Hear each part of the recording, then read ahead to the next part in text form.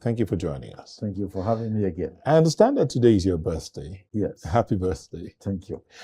This matter of Nigeria's security 2025 is out. We can't go back. We just have a few hours before the 2026 New Year. What do you think? I mean, we heard the Minister of Defense say during his screening that he will give his best. Is it enough that he is giving his best?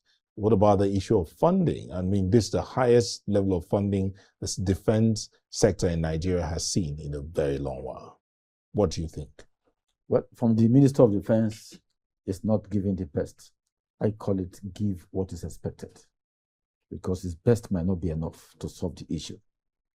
I say so for the background that 2025 is a challenging insecurity for the nations, from the government, the political aspect, and the armed forces, and painful to the individual who are directly involved.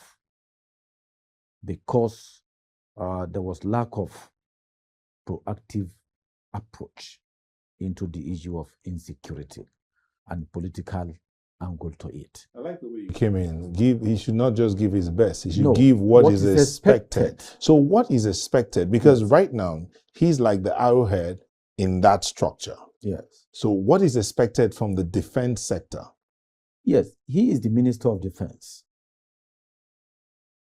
The armed forces is quite different. He represents Mr. President at the political level. Now, it is good because of his past experience being a foot soldier and now on the civilian side. That is where it is a good thing. But where the issue is what strategy are the armed forces are going to use to fight the insecurity? As I've always said, what is the level of our offensive capability? That 2025 is so challenges, but the end of it has also shows it is possible due to the manner, the synergy with Nigeria and America. On one drop, that is why I said it is hope.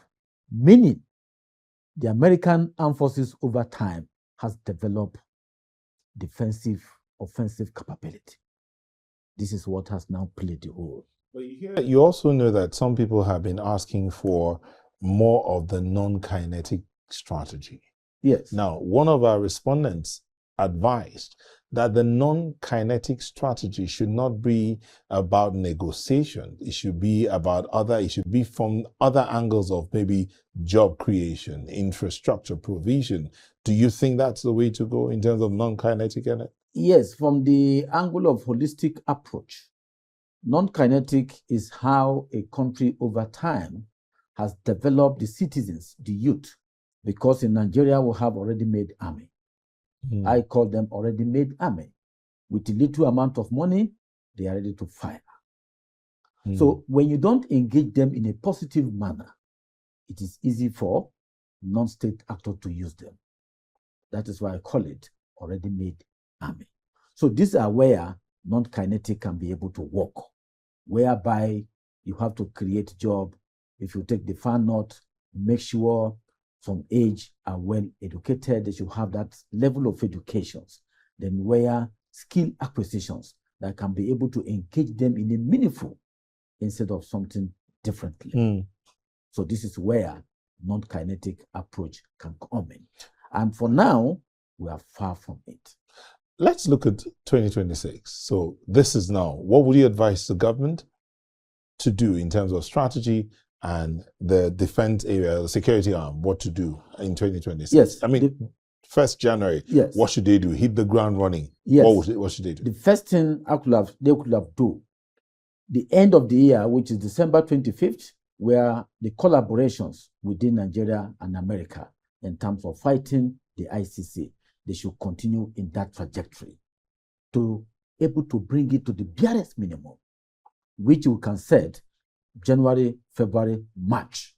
We should have 70% achievement, whereby Northeast, Northwest, North Central, we have been able to bring all those issues of insecurity, the hideout, to a level where for them to come together again will be difficult.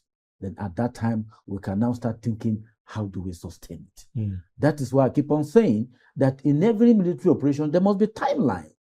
And what does it involve? So these are where, since we have now agreed to work with America because they have what it takes. What America is using today is just what I call offensive capability. Because the Thomas Hawk they are using is not from America. It's still within the African Command, which is in Stuttgart, that they look at it, the Navy vessel they are using to bring out those things. These are what we call offensive capability. You are taking the fight to them. Now, these guys are on the run because they know something bigger than them, greater, is on the way. So this is why you can now see Trump can now boast that it is only America who can do this. All right. Thank you so much. We've been speaking with Dr. Hassan Sadiq, security strategy expert. Thank you for coming in this evening. Thank you for having me.